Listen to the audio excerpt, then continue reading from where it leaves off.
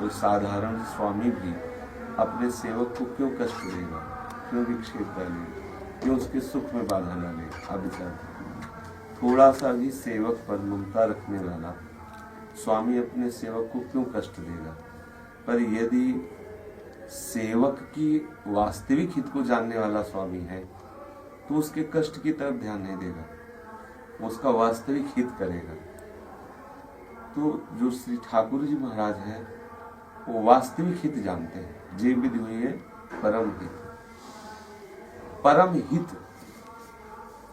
परम हित। अब परम हित कैसे होगा ये ठाकुर जी जानते हैं। नारद जी तो मांग कर रहे हैं कि अब हमको इस समय लग रहा है कि हमारा हित जो है ब्याह करने में है। तो ठाकुर जी ने कहा कि तुम हित की सोच रहे हो पर हम तो परम हित की सोच रहे हैं। इस समय जो तुम हित का स्वरूप देख रहे हो अपनी वासना का स्वरूप हित मान रहे हो, और हम तुम्हें निर्वासनिक चिदानंदमय हित को प्रदान करना चाहते हैं, क्योंकि सर्वम हित स्वरूपम सबे चित्र हित मित्र के। तो श्री नारद जी ने हित का दर्शन नारी रूप में किया, उस नारी के संयोग को हित का आनंद समझते हैं।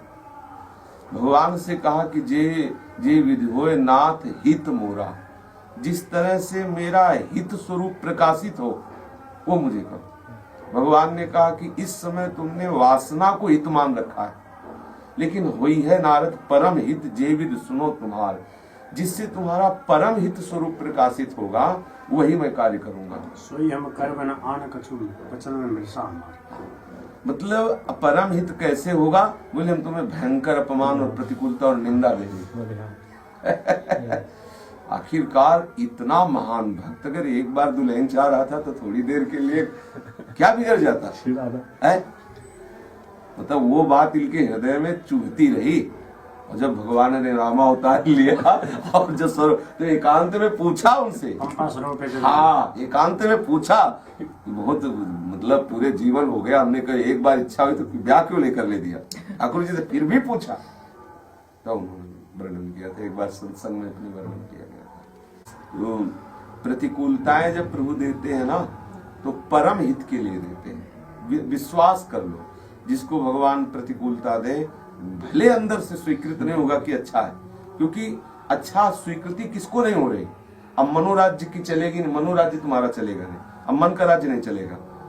ये प्रधानमंत्री का शासन खत्म, अब राष्ट्रपति शासन लागू। भक्ति के ऊपर राष्ट्रपति शासन लागू होता है, नहीं होता। और देवताओं की उपासना के लिए और कर्मकांड के लिए तो मनोराज्य का अवसर हो सकता है, तुम्हारे मन चाही हो जाएगी, जो तुम्हारे मन में कामना होगी उसके अनुसार तप होगा, देवता आराधन होगा, सब कुछ हो जाएगा। लेकिन जिस समय आप श्री हरि के पूर्ण शरणागत हो जाएंगे तो जय विधि हुई है परम हित, परम हित, परम हित वही करेंगे, अन्यथा कर ही नहीं सकते। अन्यथा करें, कह रहे हैं कि करो सदा तिनके रखवारी जिम बालक राखे मातारी। बालक कह रहा हम आग पकड़ेंगे तो पकड़े दे, थप्पड़ मार के अलग कर देगी।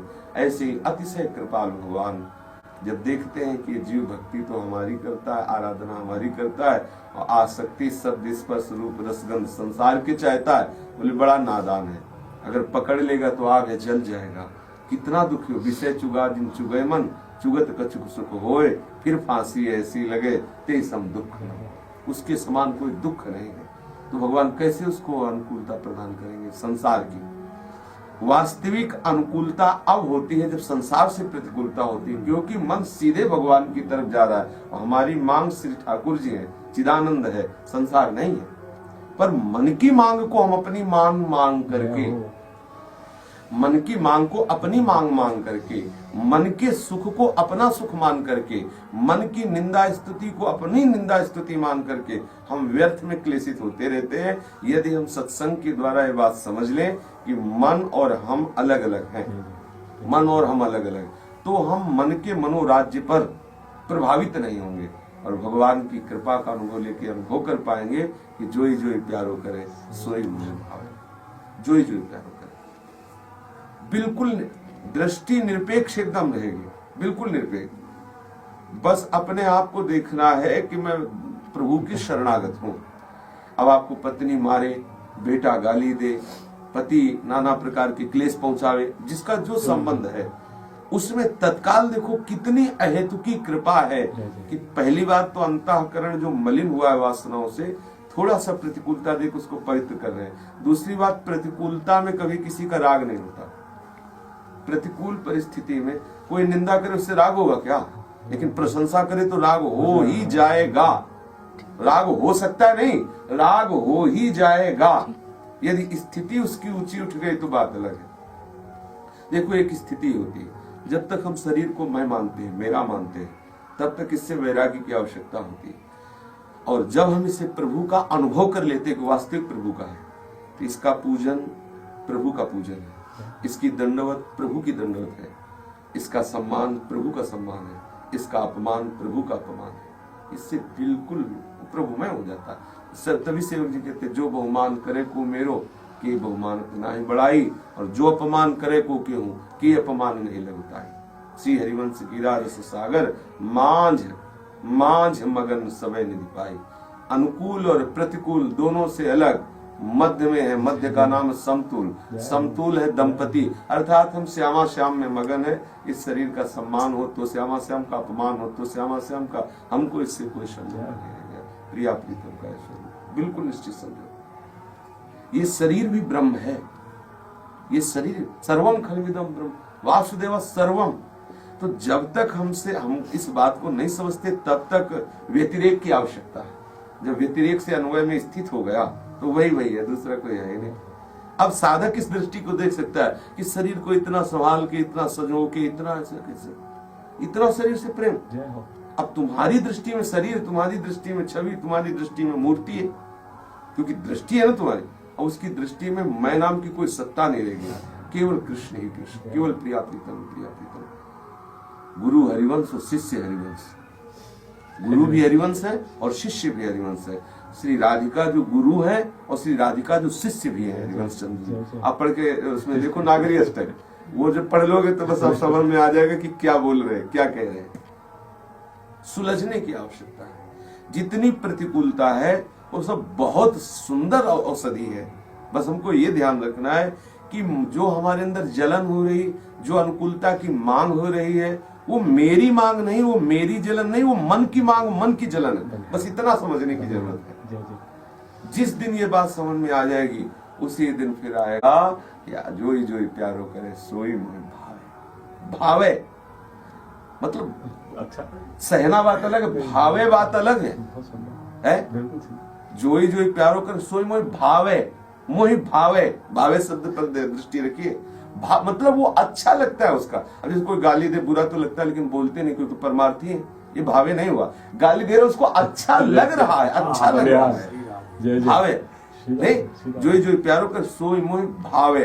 बस ये जब स्थिति आ गई, जोई जोई प्यारो कर सोई मोहि भावे, अब रह क्या गया? अब भावे मोहि जोई सोई सोई करे। अब जो इच्छा होगी आपकी, क्योंकि अब वो इच्छा मन की नहीं होगी। मन वाली इच्छा तो ऊपर वाली लाइन में खत्म, मनोराज्य खत्म। अब आंतरिक स्वरूप स्थिति की इच्छा हुई, क्या? पत्रावली या विचिन्वंती के शान क्वचन कर जाए, या तांबूलम कुछ इधर कभी तांबूल लगा करके श्री जी को दे, कभी पत्रावली की रचना कर, जो सुधा निधि निर्माय चार मुकुटम नव चंद्र के। ये जो मांग है, बोले भावे में जो सोई सोई करें प्यारे, सोई सोई करें प्यारे। यदि अंदर भाव आ रहा है रास का तो प्रियालाल रास कर रहे हैं, अगर अंदर भाव आ रहा है कि वन विहार तो प्रियालाल वन विहार कर रहे हैं, होली का तो होली हो रही, बसंत तो बसंत हो रहा। ये अब भावे में जोई सोई सोई करें प्यारे, ये जो भावे में जोई सोई सोई करें प्यारे, ये जीवन मुक्त विदेह मुक्त महापुरुषों से भी ऊपर की बात है। जो लोग कह देते ब्यास भरोसे कुंवर के सुवत पांव पसार, ये स्थिति है द्वंद्वातीत स्थिति, मुक्त पुरुषों के लिए भी वांछनीय स्थिति है। जो भगवत प्रेम है उससे भी श्रेष्ठ है श्री वृंदावन का प्रेम। श्री वृंदावन के प्रेम में प्रिया चरण पर, वृंदावन प्रेम भी तो और है। गोपी वृंदावन है, गोष्ठ वृंदावन है, ब्रज वृंदावन में गोलोक वृंदावन की भी लीलाएं हैं। लेकिन अपने जो निवृत्त निकुंज वृंदावन में राधा चरणारविंद का आश्रय लेकर जो उपासना है, इसको क्या वर्णन किया गया। जब हाँ चलना, जब अपने शरणागत हो गए तो पूर्ण शरणागत हो गए। अब जो प्यारी जी की इच्छा करे, हमको किंचित मात्र उसमें बस ध्यान इतना रखना है कि प्रतिकूलता, अपमान, निंदा ये जितना होता है सब मन को बुरा लगता है, ध्यान रखना, ये सब केवल मन को बुरा लगता है। तो मन जब जिंदा होता है तभी उसको अच्छा, मन जब अलग होता है, मनोराज्य होता है, तभी बुरा लगता है। और यदि भगवत राज्य का शासन उसके ऊपर लागू हो गया, भगवत इच्छा का स्वरूप हो गया, तो वो मन ही श्री कृष्ण है, वो ब्रह्म में हो जाता है, मन ही ब्रह्म में हो जाता है, शम स्वरूप हो जाता है, आनंद स्वरूप। तो उसमें सेवकवाणी में आया है, श्री हरिवंश प्राण मन हरिवंश गणिजय, श्री हरिवंश चित्त मित्त हरिवंश वाणिज्य, श्री हरिवंश बुद्धि बरन हरिवंश नाम जस। बोले बुद्धि हरिवंश हो गए, मन हरिवंश हो गए, प्राण हरिवंश हो गए, चित्त हरिवंश हो गए, मित्त हरिवंश हो गए, सब हरिवंश। अब आनंद